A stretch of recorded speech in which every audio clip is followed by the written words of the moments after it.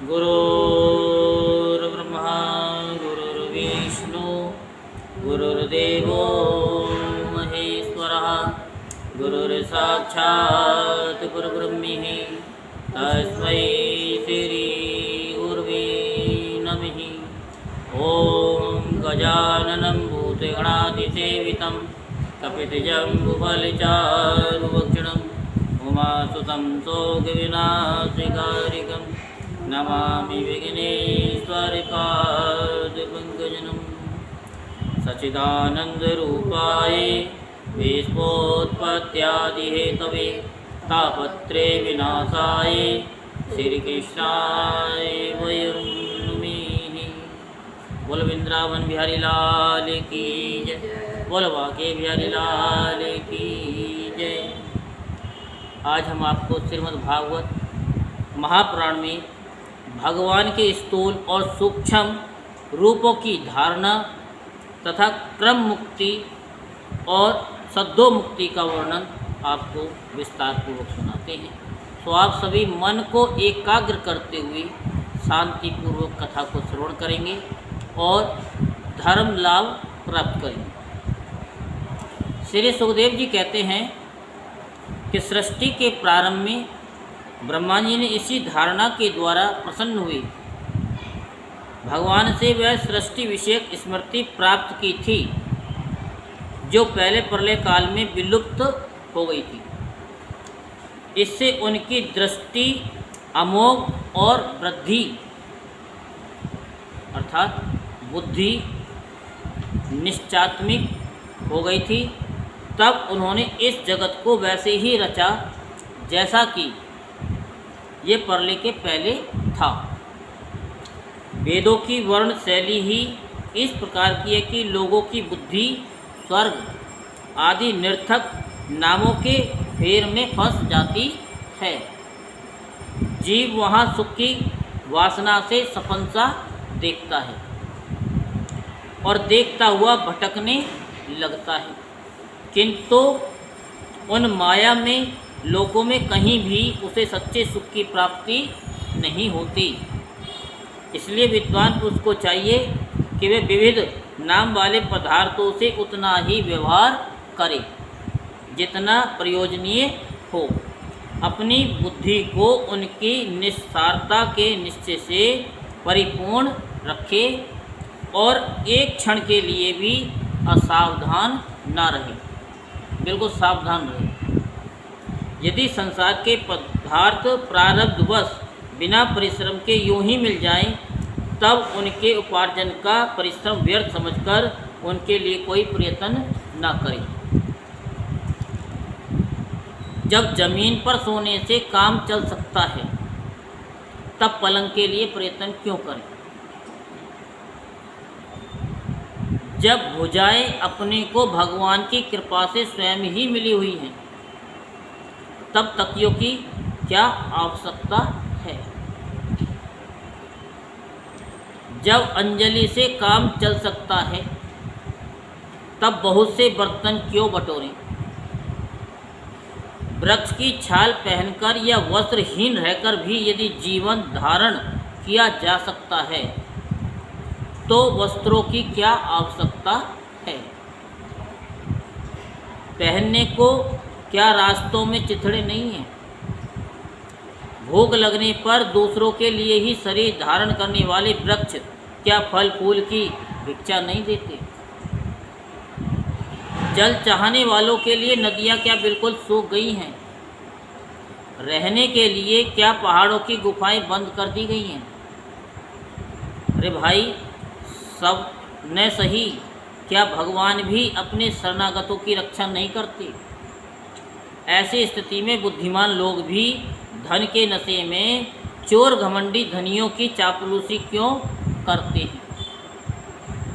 इस प्रकार विरक्त हो जाने पर अपने हृदय में नित्य विराजमान स्वतः सिद्ध आत्म स्वरूप परम प्रियतम परम सत्य जो अनंत भगवान है, बड़े प्रेम और आनंद से दृढ़ निश्चय करके उन्हीं का भजन करें, क्योंकि उनके भजन से जन्म मृत्यु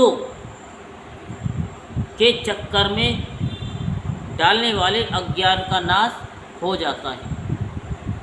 पशुओं की बात तो अलग है, परंतु मनुष्यों में भला ऐसा कौन है जो लोगों को इस संसार रूप वैतरणी नदी में गिरकर अपने कर्मजन्य दुखों को भोगते हुए देखकर भी भगवान का मंगल में चिंतन नहीं करेगा। वैतरणी नदी का नाम किसने नहीं सुना? वैतरणी नदी का नाम किसने नहीं सुना? सबने सुना है। बस उसको ही अगर याद रखें तो पाप कर्म हमसे होगा ही नहीं। इन असत विषय भोगों में ही अपने चित्त को भटकने देगा। कोई कोई साधक अपने शरीर के भीतर हृदयाकाश में विराजमान भगवान के प्रादेश मात्र स्वरूप की धारणा करते हैं। वे ऐसा ध्यान करते हैं कि भगवान की 4 भुजाओं में शंख, चक्र, गदा और पद्म हैं। उनके मुख पर प्रसन्नता झलक रही है। कमल के समान विशाल और कोमल नेत्र हैं। कदम के पुष्प की केसर के समान पीला वस्त्र धारण किए हुए हैं। भुजाओं में श्रेष्ठ रत्नों से जड़े हुए सोने के बाजूबंद शोभायमान हैं। सिर पर बड़ा ही सुंदर मुकुट और कानों में कुंडल है, जिनमें जड़े हुए बहुमूल्य रत्न जगमगा रहे हैं। उनके चरण कमल योगेश्वरों के खिले हुए हृदय कमल की कणिका पर विराजित हैं। उनके हृदय पर श्री वत्स का चिन्ह है। एक सुनहरी रेखा है। गले में कौस्तुभ मणि लटक रही है। वक्ष स्थल कभी न कुमलाने वाली वनमाला से घिरा हुआ है। वे कमर में करधनी, अंगुलियों में बहुमूल्य अंगूठी, चरणों में नूपुर, हाथों में कंगन आदि आभूषण धारण किए हुए हैं। उनके बालों की लटें बहुत चिकनी, निर्मल, घुंघराली और नीली हैं। उनका मुख कमल मंद मंद मुस्कान से खिल रहा है। लीलापूर्ण उन्मुक्त हास्य और चितवन से शोभायमान भुवों के द्वारा वे भक्तजनों पर अनंत अनुग्रह की वर्षा कर रहे हैं। जब तक मन इस धारणा के द्वारा स्थिर न हो जाए, तब तक बार बार इन चिंतन स्वरूप भगवान को देखते रहने की चेष्टा करनी चाहिए। इसमें ध्यान में देखने की चेष्टा करते रहना चाहिए। बिल्कुल इसी तरीके से भगवान के चरण कमलों से लेकर उनके मुस्कान युक्त मुख कमल प्रयत्न समस्त अंगों की एक एक करके बुद्धि के द्वारा धारणा करनी चाहिए। जैसे जैसे बुद्धि शुद्ध होती जाएगी, वैसे वैसे चित्त स्थिर होता जाएगा। जब एक अंग का ध्यान ठीक ठीक होने लगे, तब उसे छोड़कर दूसरे अंग का ध्यान करना चाहिए। ये विश्वेश्वर भगवान दृश्य नहीं, दृष्टा हैं। सैगुण निर्गुण सब कुछ इन्हीं का स्वरूप है। जब तक इनमें अनन्य प्रेम में भक्ति योग न हो जाए, तब तक साधक को नित्य नैमित्तिक कर्मों के बाद एकाग्रता से भगवान के स्वरूप का, स्थूल रूप का ही चिंतन करना चाहिए। जैसे हमने अभी बताया कि भगवान कैसे हैं, उनके एक एक अंग का ध्यान करें। परीक्षित, जब योगी पुरुष इस मनुष्य लोक को छोड़ना चाहें, तब देश और काल में मन को न लगाए। सुखपूर्वक स्थिर आसन से बैठकर प्राणों को जीतकर मन से इंद्रियों का संयम करें। अपनी निर्मल बुद्धि से मन को नियमित करके मन के साथ बुद्धि को क्षेत्रज्ञ में और क्षेत्रज्ञ को अंतरात्मा में लीन कर दे। फिर अंतरात्मा को परमात्मा में लीन करके धीर पुरुष उस परम शांति में अवस्था में स्थित हो जाए। फिर उसके लिए कोई कर्तव्य शेष नहीं रह जाता। इस अवस्था में सत्वगुण भी नहीं है, रजोगुण भी, और तमोगुण की तो बात ही क्या है। अहंकार महत्त्व और प्रकृति का भी वहाँ अस्तित्व नहीं है। उस स्थिति में जब देवताओं के नियामक काल की भी दाल नहीं गलती, तब देवता और उनके अधीन रहने वाले प्राणी तो रह ही कैसे सकते हैं।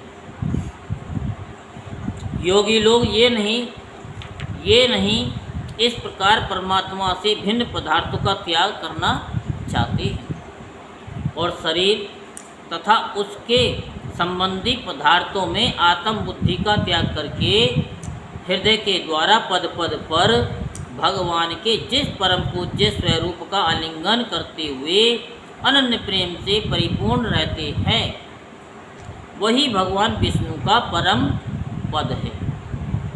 इस विषय में समस्त शास्त्रों की सम्मति है।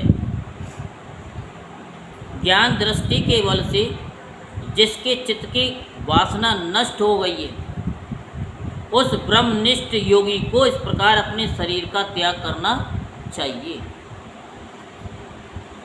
पहले एड़ी से अपनी गुदा को दबाकर स्थिर हो जाए, बता रखा है, और तब बिना घबराहट के प्राणवायु को 60 चक्र भेदन की रीति से ऊपर ले जाएं।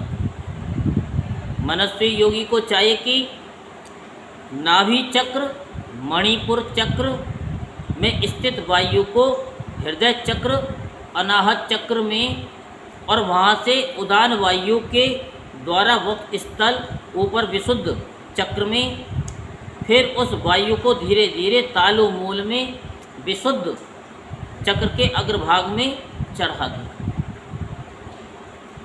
चक्र के बारे में आपको सभी पता है। कैसे चढ़ती है, कैसे नहीं चढ़ती है। तदंतर 2 आँखें, 2 कान, 2 नासिका छिद्र और मुख, इन 7 छिद्रों को रोककर उस तालु मूल में स्थित वायु को भुवों के बीच आज्ञा चक्र में ले जाएं।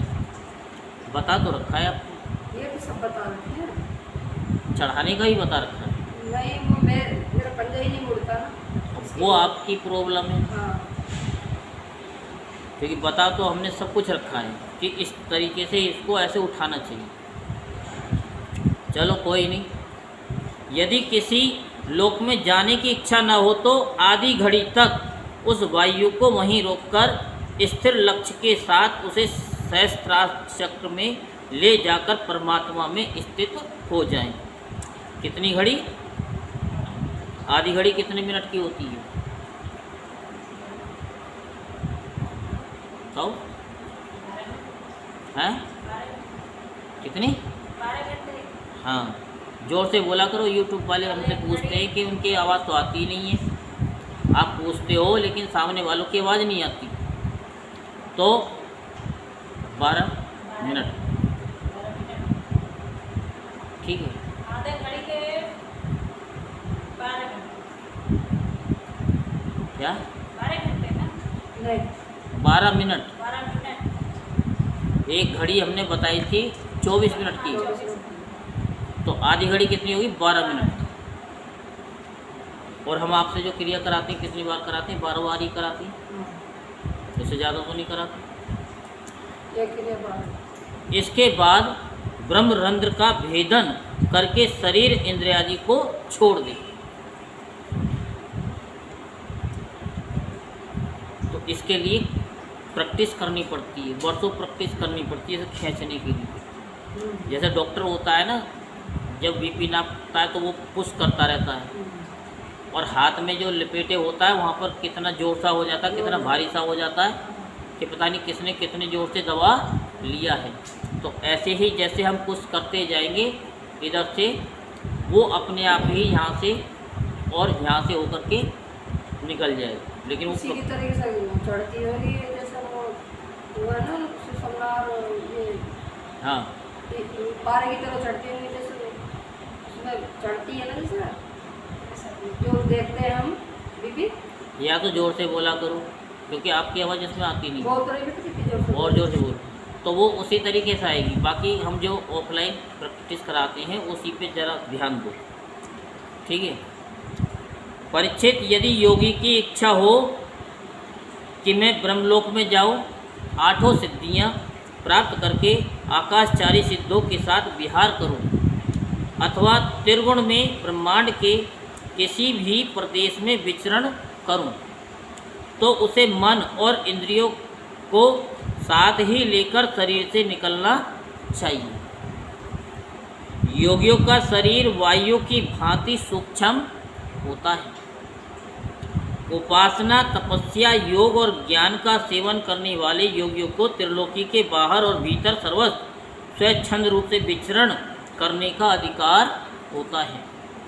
केवल कर्मों के द्वारा इस प्रकार वे रोक टोक विचरना नहीं हो सकता। परीक्षित, योगी ज्योतिर्मय मार्ग सुषुम्ना के द्वारा जब ब्रह्मलोक के लिए प्रस्थान करता है, तब पहले वे आकाश मार्ग से अग्निलोक में जाती है। वहाँ उसके बचे कुचे मल भी जल जाते हैं। इसके बाद वह वहाँ से ऊपर भगवान श्री हरि के शिशुमार नामक ज्योतिर्मय चक्र पर पहुँचता है। भगवान विष्णु का ये शिशुमार चक्र विश्व ब्रह्मांड के भ्रमण का केंद्र है। उसका अतिक्रमण करके अत्यंत सूक्ष्म एवं निर्मल शरीर से वह अकेला ही महरलोक में जाता है। वह लोक ब्रह्मवेताओं के द्वारा भी बंदित है और उसमें कल्प प्रयत्न जीवित रहने वाले देवता विहार करते रहते हैं। फिर जब प्रलय का समय आता है, तब नीचे के लोकों को शेष के मुख से निकली हुई आग के द्वारा भस्म होते देख वह ब्रह्मलोक में चला जाता है। जिस ब्रह्मलोक में बड़े बड़े सिद्धेश्वर विमानों पर निवास करते हैं, उस ब्रह्मलोक की आयु ब्रह्मा की आयु के समान ही 2 प्रार्ध की है। वहाँ न शोक है, न दुख है, न बुढ़ापा है, न मृत्यु है। फिर वहाँ किसी प्रकार का उद्वेग या भय तो हो ही कैसे सकता है। वहाँ यदि दुख है तो केवल एक बात का, वह यही कि इस परम पद को न जानने वाले लोगों के जन्म मृत्यु में अत्यंत घोर संकटों को देखकर दयावश वहाँ के लोगों के मन में बड़ी व्यथा होती है कि सत्यलोक में पहुँचने के पश्चात वह योगी निर्भय होकर अपने सूक्ष्म शरीर को पृथ्वी से मिला देता है और फिर उतावली न करते हुए 7 आवरणों का भेदन करता है।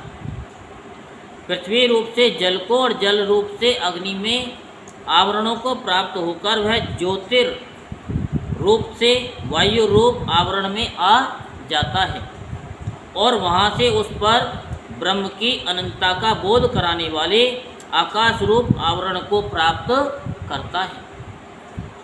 इस प्रकार स्थूल आवरणों को पार करते समय उसकी इंद्रियां भी अपने सूक्ष्म अधिष्ठान में लीन हो जाती हैं। घ्राणेन्द्रियां गंध तन्मात्रा में, रसना और रस तन्मात्रा में, नेत्र रूप मात्रा में, त्वचा स्पर्श मात्रा में, श्रोत शब्द तन्मात्रा में और कर्मेंद्रियां अपनी अपनी क्रिया शक्ति में मिलकर अपने अपने सूक्ष्म स्वरूप को प्राप्त हो जाती हैं। इस प्रकार योगी पंचभूतों के स्थूल सूक्ष्म आवरणों को पार करके अहंकार में प्रवेश करता है। वहाँ सूक्ष्म भूतों को तामस अहंकार में, इंद्रियों को राजस अहंकार में तथा मन और इंद्रियों के अधिष्ठाता देवताओं को सात्विक अहंकार में लीन कर देता है। इसके बाद अहंकार के सहित लय रूप गति के द्वारा महतत्व में प्रवेश करके अंत में समस्त गुणों के लय स्थान प्रकृति रूप आवरण में जा मिलता है। परीक्षित, महाप्रलय के समय प्रकृति रूप आवरण का भी लय हो जाने पर वह योगी स्वयं आनंद स्वरूप होकर अपने उस निरावरण रूप से आनंद स्वरूप शांत परमात्मा को प्राप्त हो जाता है। जिसे इस भगवान में गति की प्राप्त हो जाती है, उसे फिर इस संसार में नहीं आना पड़ता। परीक्षित, तुमने जो पूछा था उसके उत्तर में मैंने वेदोक्त द्विविध सनातन मार्ग, सद्धो मुक्ति और क्रम मुक्ति का तुमसे वर्णन किया। पहले ब्रह्मा जी ने भगवान वासुदेव की आराधना करके उनसे जब प्रश्न किया था, तब उन्होंने उत्तर में इन्हीं दोनों मार्गों की बात ब्रह्मा जी से कही थी। यहाँ तक बात समझ में आ गई?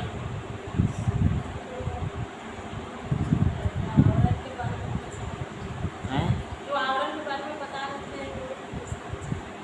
वो समझ में नहीं है।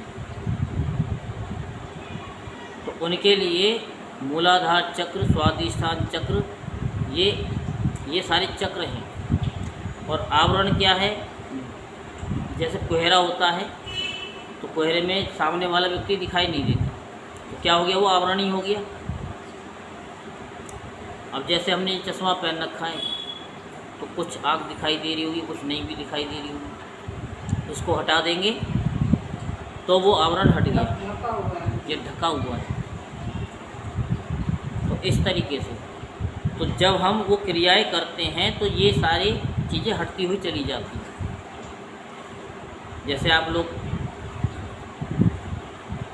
पता नहीं क्या क्या छीलते हो सब्जी में, जैसे आलू छीलते हो तो उसका आवरण हटाते हो, इसी तरीके से ये सारे आवरण हटाने पड़ते हैं। संसार चक्र में पड़े हुए मनुष्यों के लिए जिस साधन के द्वारा उसे भगवान श्री कृष्ण के अनन्य प्रेम में ही भक्ति प्राप्त हो जाए, उसके अतिरिक्त और कोई भी कल्याणकारी मार्ग नहीं है। जो परीक्षित ने पूछा था वही प्रश्न का उत्तर उन्होंने दिया है सुखदेव जी ने। तो पहले कहाँ से दिया है? वहीं से दिया है कि भाई मूलाधार चक्र, स्वाधिष्ठान चक्र, बाकी तो सारी कथाएं, लेकिन हमको अपने शरीर पे भी तो काम करना है। जो धुंधकारी की 7 गांठें टूटी थी वो अंदर की तो थी, और हमारे अंदर भी वो है जो हमने चित्रों में आपको पहले बताया था, और आपको करा भी रखा है। ऐसी बात तो है नहीं करा रखा। तो वो सारी गांठें फटती हैं, वही आवरण हटता है और फिर वो मुक्ति होती है। वही उन्होंने बताया है कि ये सद्धो और क्रम मुक्ति यही है, क्रम। तो भगवान ब्रह्मा ने एकाग्र चित्त से सारे वेदों का 3 बार अनुशीलन करके अपनी बुद्धि से यही निश्चय किया कि जिससे सर्वात्मा भगवान श्री कृष्ण के प्रति अनन्य प्रेम प्राप्त हो, वही सर्वश्रेष्ठ धर्म है। समस्त चर अचर प्राणियों में उनके आत्मा रूप से भगवान श्री कृष्ण के ही लक्षित होते हैं, क्योंकि ये बुद्धि आदि दृश्य पदार्थ उनका अनुगमन कराने वाला लक्षण है। वे इन सबके साक्षी एकमात्र दृष्टा हैं।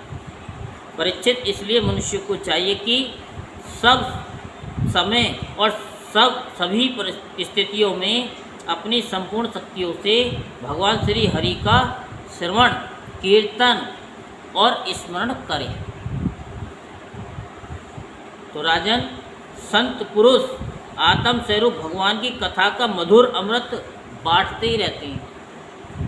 जो अपने कानों के दोनों में भर भर कर उनका पान करते हैं, उनके हृदय में विषयों का विषैला प्रभाव जाता रहता है। ऐसे समझो जैसे कि आप किसी बर्तन में दूध रख रखा है, उसमें पानी डालते जाओगे, वो चाहे नीचे बह रहा है लेकिन उसमें पानी डालते जाओ तो एक ऐसी स्थिति आएगी कुछ समय के बाद में कि दूध वहाँ रहेगा नहीं, वहाँ पानी ही पानी रहेगा, दूध सारा बह जाएगा। तो ऐसे ही जो नित्य प्रतिदिन अपने कान के दोनों से भर करके इसका पान करते हैं, उनके हृदय में विषयों का विषैला प्रभाव जाता रहता है। अब आपने सुना तो आपको ये पता लगा, दोबारा सुना, तिबारा सुना कि ये मूलाधार चक्र है, स्वाधिष्ठान चक्र है। जब इसके बारे में आपकी जिज्ञासा होगी तो फिर उसके बारे में भी बताएंगे, उसकी प्रैक्टिस कराएंगे। वह शुद्ध हो जाता है। जब इनको करता है तो वो शुद्ध होता हुआ चला जाता है। जैसे लोनी होती है, लोनी समझते हो, मक्खन, उसको जब चढ़ा देते हैं कढ़ाई में तो वो जल जल करके छाछ अलग हो जाती है और घी अलग कर लेती है। तो इस तरीके से और वे भगवान श्री कृष्ण के चरण कमलों की सन्निधि प्राप्त कर लेते हैं। बोलो वृंदावन बिहारी लाल की जय, बोलो बांके बिहारी लाल की जय। जय जय श्री राधेश्याम, जय जय श्री राधेश्याम, जय जय श्री राधेश्याम।